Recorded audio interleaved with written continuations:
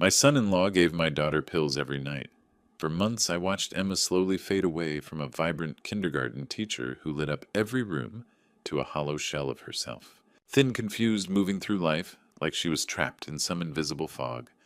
Michael, the trusted pharmacist she'd married, swore these were just vitamins for her demanding job. But something dark whispered in my detective instincts. Something that wouldn't let me sleep at night. When my suspicions finally overwhelmed my doubt, I secretly installed hidden cameras around my daughter's house. What I witnessed through those cameras that night left me so shattered I couldn't even form words. As a father, I need to know other protective parents are listening.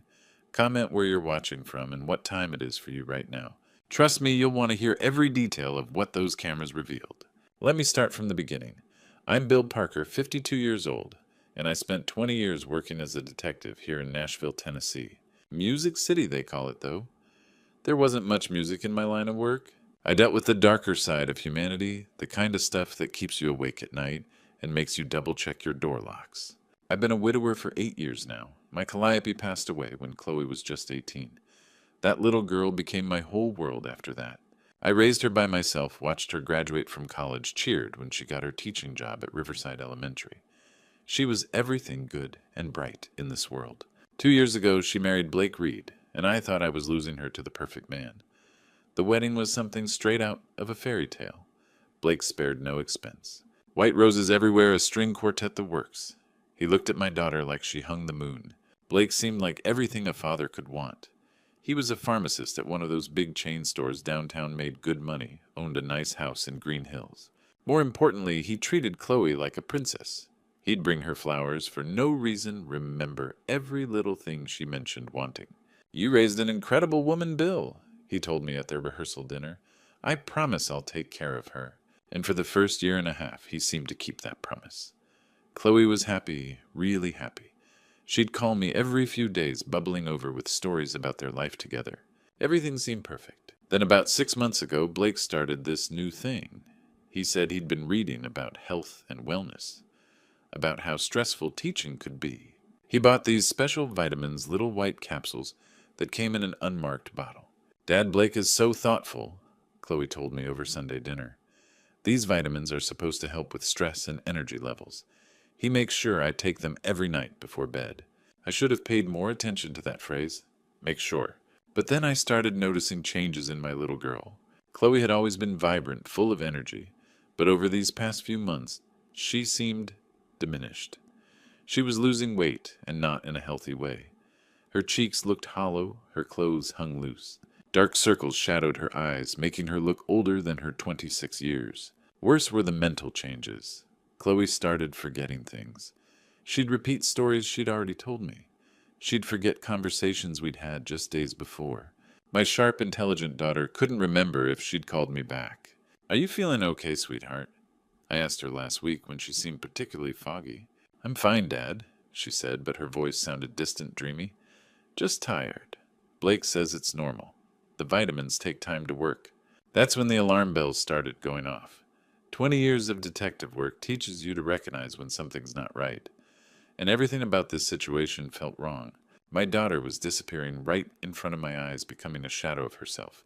And the only new variable was those damn pills her perfect husband insisted she take every single night. Something wasn't right with my little girl, and my detective gut was screaming danger. That gut feeling wouldn't leave me alone. I couldn't shake the image of my daughter's hollow cheeks, couldn't forget the distant look in her eyes. So I decided to pay closer attention to Chloe and her so-called perfect husband. The next Sunday, when Chloe came over for our usual dinner, I watched her more carefully than I ever had before. She used to bounce through my front door like a ray of sunshine, full of stories about her kindergarten kids. But that afternoon, she moved like she was walking through water, slow and deliberate. "Tell me about your week, sweetheart," I said, setting down her favorite sweet tea. She looked at me with those beautiful blue eyes that reminded me so much of Calliope, but there was something vacant in them.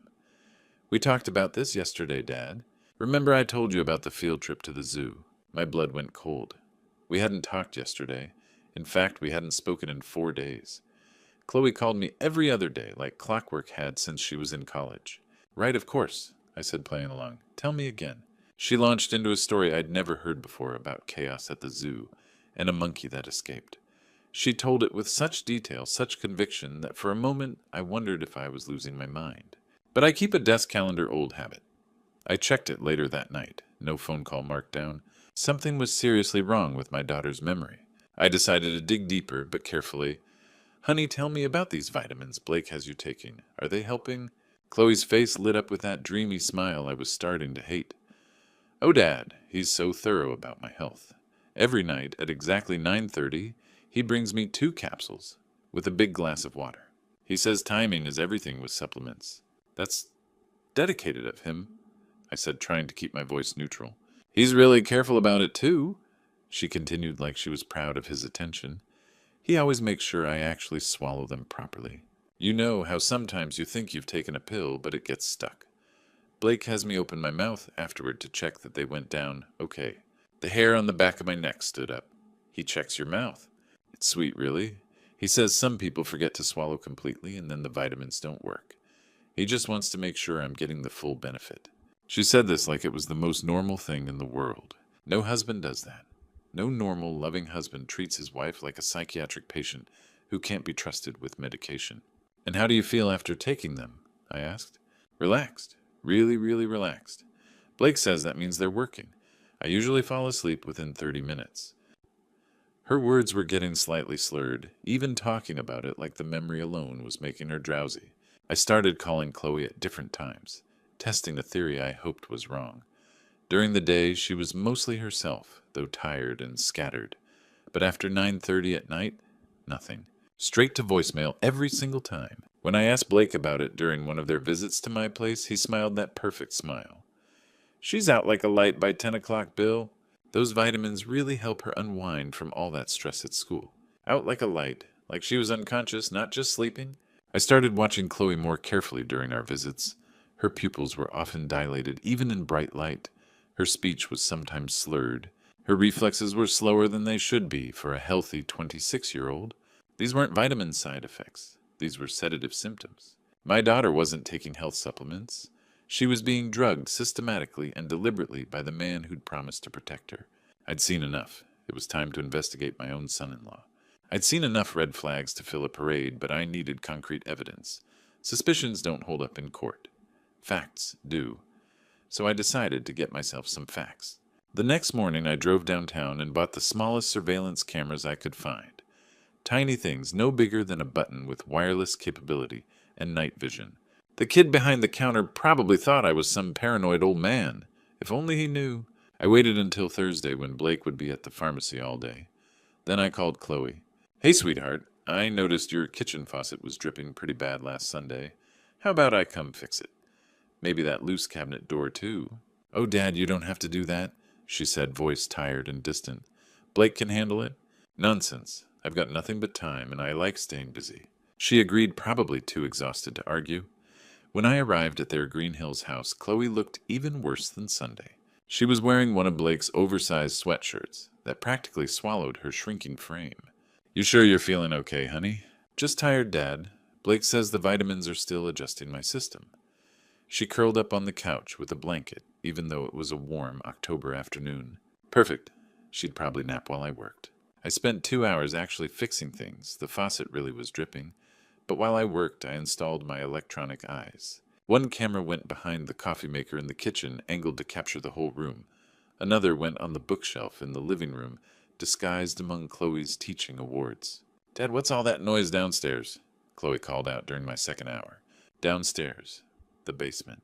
I'd heard movement too, but Blake was supposed to be at work. What noise, sweetheart? Blake's probably working out. He goes down there every day, even on lunch breaks sometimes. Says it helps him stay focused. Every day during lunch breaks, that seemed excessive. Mind if I take a look? Maybe there's a pipe making noise. Chloe waved me off sleepily. Sure, Dad. Blake won't mind. I made my way downstairs, expecting to find basic gym equipment.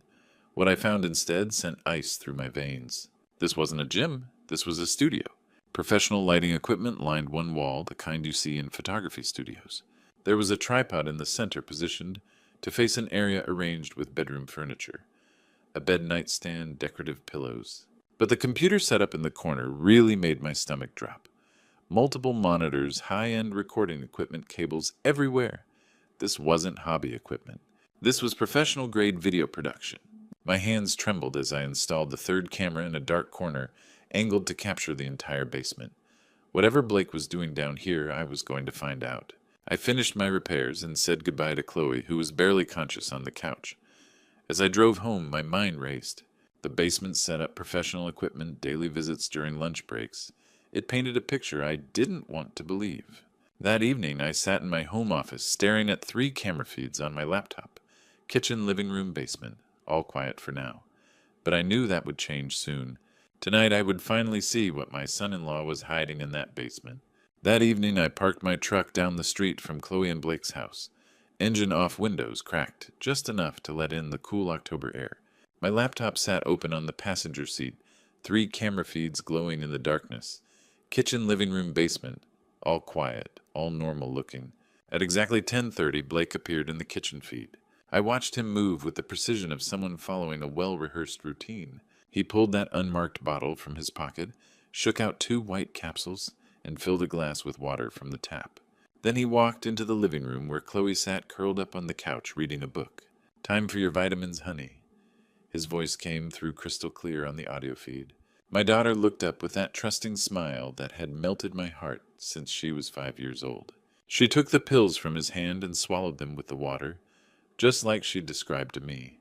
And just like she'd said, Blake watched her, carefully studying her face. "Open up," he said gently. "Just want to make sure they went down okay." Chloe opened her mouth obediently, and Blake peered inside like a doctor examining a patient. But there was something in his expression that made my skin crawl. Satisfaction. Like he was pleased with what he saw. Then he sat down beside her, wrapped his arm around her shoulders, and they watched television together. A normal married couple having a quiet evening at home. Except it wasn't normal at all. I watched the clock on my laptop screen. 10:35, 10:40, 10:45. At 10:58, Chloe's head lolled to one side. At 11:02, her book slipped from her fingers and hit the floor. At 11:05, she was completely unconscious. Blake waited another 10 minutes, probably making sure she was deeply under. Then he stood up and gently shook her shoulder. "Chloe, honey." No response. My daughter was as limp as a rag doll. That's when Blake's entire demeanor changed. The caring husband act disappeared, replaced by something cold and calculating. He scooped Chloe up in his arms like she weighed nothing and carried her toward the basement stairs. My heart hammered against my ribs as I switched to the basement camera feed. Blake laid my unconscious daughter on that bed I'd seen earlier, the one positioned perfectly in front of the tripod. He adjusted the lighting, checked the camera angle, and then started the recording equipment. What happened next will haunt me for the rest of my life. I won't describe what I saw in that basement. I can't. But I watched a monster violate my little girl while she lay helpless and unaware. I watched him position her, manipulate her, treat her like she was nothing more than a prop in his sick fantasy. My hands shook so violently I could barely hold the laptop. Bile rose in my throat, and I had to lean out the truck window to keep from vomiting all over my surveillance equipment. Every instinct screamed at me to kick down that front door and tear Blake apart with my bare hands. But I forced myself to keep watching, to keep recording, because this wasn't just about my rage anymore. This was evidence. This was proof of what this monster had been doing to my daughter for God knows how long. When it was over, Blake carefully cleaned up, repositioned Chloe on the couch upstairs, and went to bed like nothing had happened. Like he hadn't just committed one of the most heinous violations imaginable. The evidence was all there on my hard drive now. Video proof of systematic drugging and assault. But having the evidence and knowing what to do with it were 2 different things. I didn't sleep that night. Couldn't. Every time I closed my eyes, I saw Blake's hands on my unconscious daughter. By sunrise, I was already dressed and heading to the Nashville Metropolitan Police Department with a hard drive full of evidence that would destroy a monster.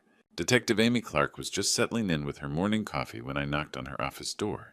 Amy and I had worked together for 5 years before I retired, and she was one of the best investigators I'd ever known. Sharp, thorough, and most importantly, she gave a damn about victims. "Bill Parker," she said, looking up with surprise. "What brings you here so early? You look like hell." "Amy, I need your help. It's about my daughter." Her expression shifted immediately from casual to concerned. "Sit down. Tell me everything." I laid it all out for her. The changes in Chloe, the mysterious vitamins, my surveillance operation, and finally the horrific footage from last night. Amy's face grew darker with every detail. When I showed her the video evidence on my laptop, she had to pause it halfway through and step outside for air. When she came back, her jaw was set with the kind of determination I remembered from our toughest cases. Jesus Christ, Bill. How long has this been going on? At least 6 months that I know of. Probably longer. My voice cracked. My little girl doesn't even know what's been happening to her. Amy pulled out a legal pad and started taking notes. Okay, here's what we're going to do. This footage is solid evidence, but we need to catch him in the act with officers present. We need to build an airtight case that'll put this bastard away for decades. What do you have in mind? A controlled operation. We get Chloe to cooperate. She pretends to take the pills, but doesn't actually swallow them. We have units positioned around the house, recording everything. The moment Blake makes his move, we have him. The thought of putting Chloe through that made my stomach turn. She'll have to know the truth about what he's been doing. Not all of it, Amy said gently. We tell her enough to get her cooperation, but we don't traumatize her with details she doesn't need to hear. Not yet. That afternoon, I sat down with Chloe in my living room. She looked so fragile, so trusting that I almost couldn't go through with it. Sweetheart, I need to tell you something about Blake, and it's going to be hard to hear. Her face crumpled with confusion. What do you mean, Dad? Those vitamins he's been giving you. They're not vitamins. They're sleeping pills. Strong ones. And while you've been unconscious, Blake has been taking advantage of the situation. I watched the color drain from her face as the implications sank in. Taking advantage how? He's been recording you, honey. Making videos while you're drugged. We have evidence and we're going to stop him, but we need your help. Chloe was quiet for a long time, staring at her hands. When she finally looked up, there was steel in her eyes that reminded me of her mother. What do you need me to do? Amy arrived that evening with a full tactical team.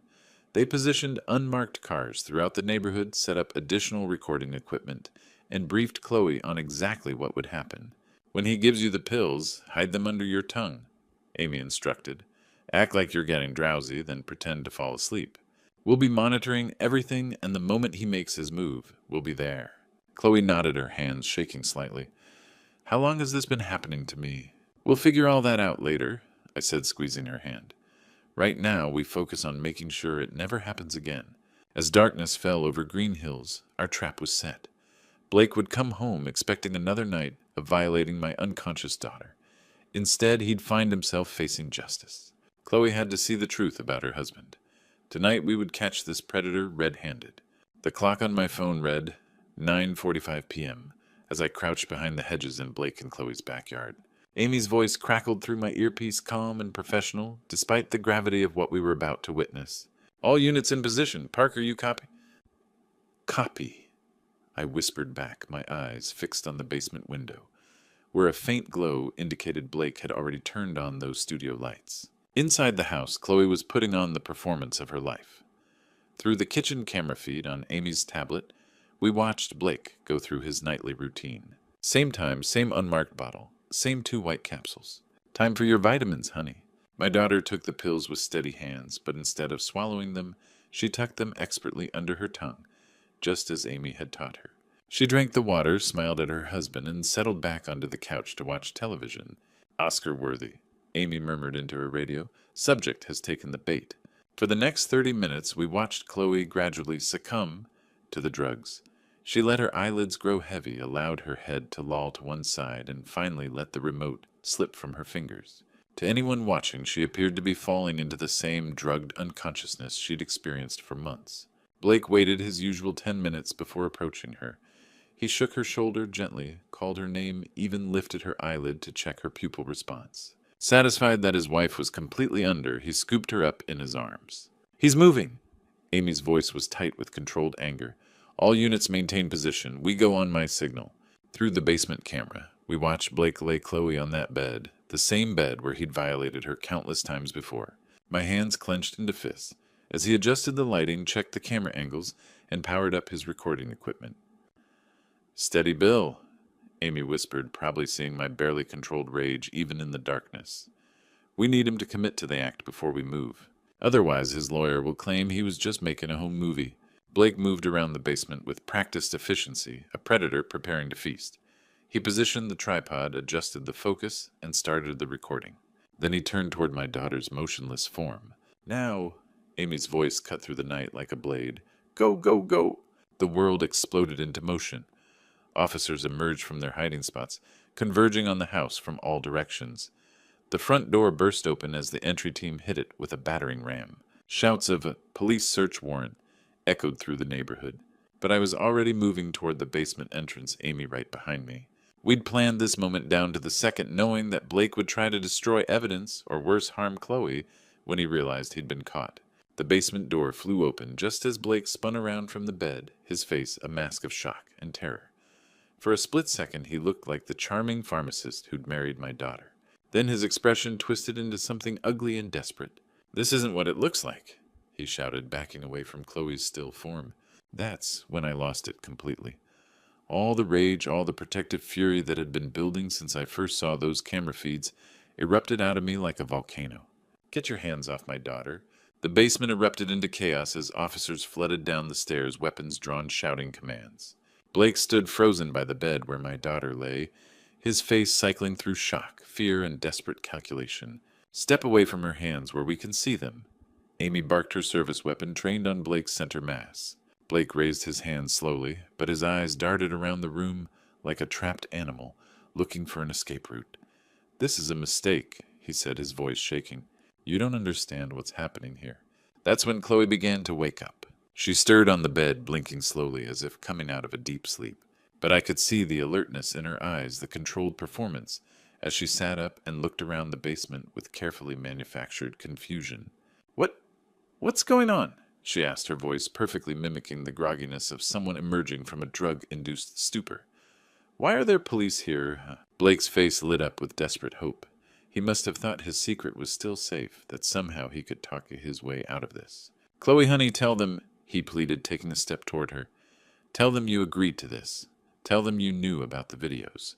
The transformation in my daughter's face was something to behold. The fake confusion melted away, replaced by a fury so pure and righteous it took my breath away. She shot to her feet like a coiled spring, releasing. "I agreed to what?" The slap that followed echoed through the basement like a gunshot. Blake's head snapped to the side, a bright red handprint blooming across his cheek. "When did I agree, you sick bastard?" Chloe's voice cracked with rage and pain. "When I was unconscious. When you drugged me every single night. When I couldn't even remember my own name the next morning." Blake stumbled backward, one hand pressed to his stinging cheek. "Chloe, please, you have to understand." "Understand what?" She advanced on him like an avenging angel, and I had never been prouder of my little girl. "That you turned me into your victim while pretending to love me. That you made me believe I was going crazy while you violated me in my sleep. I never meant to hurt you." Blake whimpered, all his charm and manipulation crumbling. "I love you, Chloe. Everything I did was because I love you. Love doesn't drug someone." Chloe screamed, tears streaming down her face. "Love doesn't violate trust. Love doesn't turn your wife into a victim for your sick fantasies." Amy stepped forward, her handcuffs already out. "Blake Reed, you're under arrest for sexual assault, administering controlled substances without consent, and production of non-consensual intimate imagery." That's when Blake made his desperate play for freedom. He bolted toward the stairs, shoving past one of the officers and making a run for it. But he'd forgotten that we'd surrounded the house. The moment he burst through the basement door, 3 more officers were waiting for him. The takedown was swift and brutal. Blake hit the kitchen floor hard, his arms twisted behind his back as Amy snapped the cuffs around his wrists. "You have the right to remain silent." She began, her voice cold as winter. "Anything you say can and will be used against you in a court of law." As they hauled Blake to his feet, he looked back at Chloe with something that might have been genuine remorse. "I'm sorry," he whispered. "I'm so sorry, Chloe." My daughter looked at him with ice in her eyes. "Sorry doesn't give me back 7 months of my life, Blake. Sorry doesn't undo what you did to me while I trusted you." They dragged him out through the front door, past the neighbors who had gathered to gawk at the police cars and flashing lights. As the patrol car pulled away with Blake in the back seat, Chloe finally collapsed. She fell into my arms like a broken bird, sobbing with relief and exhaustion, and the weight of finally knowing the truth. "It's over, sweetheart," I whispered into her hair. "Daddy's got you now." As they drove him away, Chloe collapsed into my arms. The nightmare was over, but healing would just begin. 1 week later, I sat in a courtroom watching Blake Reed learn his fate. The judge's voice was steady and cold as she delivered the sentence: 22 years in state prison. with no possibility of parole for the first 12. He would also be required to register as a sex offender for the rest of his life. Blake's shoulders shook as the bailiff led him away in shackles. He'd tried to negotiate a plea deal, claiming temporary insanity, claiming he was addicted to prescription drugs himself. But the evidence was too overwhelming, the crime too calculated and systematic for any judge to show mercy. 22 years wasn't enough for what he'd done to my daughter, but it was something. It was justice as close as our legal system could provide. The real work began after the trial ended. Chloe started seeing Dr. Sarah Martinez, a trauma specialist who works specifically with survivors of sexual violence. Those first few sessions were brutal. Chloe would come out of the office with red eyes and shaking hands, processing months of violation she hadn't even known was happening. The hardest part, she told me one evening as we sat on my back porch, is wondering how many times it happened. How many nights I thought I was just sleeping peacefully while he was... She couldn't finish the sentence. It doesn't matter how many times, I said, reaching over to squeeze her hand. What matters is that it's over now. He can never hurt you again. Slowly, painfully, my daughter began to heal. The dark circles under her eyes faded as she learned to sleep without medication. Her appetite returned, and she started gaining back the weight she'd lost. Most importantly, the spark in her eyes, that bright intelligence that had always made her special, began to shine again. 3 months after Blake's conviction, Chloe made the decision to return to teaching. I was worried it was too soon, but Dr. Martinez said it was actually a positive sign. Chloe needed to reclaim the parts of her life that had brought her joy. Those kids need me, Chloe said on her first day back at Riverside Elementary. And honestly, Dad, I need them too. They remind me who I really am. Watching her walk into that school building, her shoulders straight and her head held high, I felt prouder of my daughter than I ever had before. She wasn't just surviving what Blake had done to her. She was thriving despite it. Our relationship changed too in ways I never expected. We'd always been close, but going through this nightmare together forged something deeper between us. Chloe started coming over for dinner twice a week instead of just Sundays. We talked more, laughed more, and somehow found our way back to the easy companionship we'd shared before her marriage. "You saved my life, Dad," she told me one evening. "If you hadn't trusted your instincts, if you hadn't investigated, I might never have known what was happening to me." That got me thinking about other families out there, other daughters who might be living with monsters wearing the masks of loving husbands. How many women were being drugged and violated in their own homes by men they trusted completely? The signs were there with Blake if I'd known what to look for. The controlling behavior around medication, the memory gaps, the physical and mental changes that couldn't be explained by normal stress or aging, the isolation from family and friends that happens so gradually you don't notice until it's too late. If Chloe's story can help even one person recognize what's happening to them or someone they love, then maybe some good can come from our nightmare. 6 months later, Chloe is planning to start dating again. She's nervous about it, and so am I, but Dr. Martinez says it's another healthy step forward. My daughter is learning to trust again, learning that not all men are predators, hiding behind charming smiles. As for me, I've learned that a father's job never really ends. Even when your children are grown and married, you have to stay vigilant. You have to trust your instincts even when everyone else thinks you're being paranoid. Trust your instincts. Protect your family. Share this story to help others recognize the signs. Looking back at this true story, I realize how close I came to losing my daughter forever. As a father sharing grandpa stories with anyone who will listen, I want you to understand something crucial. I almost ignored my instincts. I almost convinced myself I was being paranoid, overprotective, just another worried dad who couldn't let go. Don't be like me in that moment of doubt. When every fiber of your being screams that something is wrong with someone you love, listen to that voice. I wasted precious weeks questioning myself, wondering if I was imagining things, afraid of seeming intrusive. Those weeks cost my daughter additional suffering that could have been prevented. The hardest lesson I've learned: evil doesn't always look evil. Blake appeared to be the perfect son-in-law, charming, successful, caring. He fooled everyone, including me, for months. Predators are skilled at wearing masks, at presenting themselves as exactly what we want to see. This true story taught me that the most dangerous threats often come wrapped in the most appealing packages. God gave us intuition for a reason. That gut feeling, that unexplained unease when something doesn't add up. It's not paranoia, it's protection. Trust it, especially when it concerns your family's safety. As I share these grandpa stories with other fathers and families, I always emphasize document everything. Take photos, keep records, gather evidence before confronting anyone. Your loved one's life might depend on your ability to prove what's happening, not just suspect it. If this true story resonates with you, if you've seen similar warning signs in your own family, please don't wait like I did. Act on your instincts immediately. Your thoughts and experiences matter to this community. Drop a comment below sharing your own story or the warning signs you've noticed. Hit that subscribe button to stay connected with more grandpa stories that could save lives, and please share this video with anyone who might need to hear it. Together we can protect the people we love most.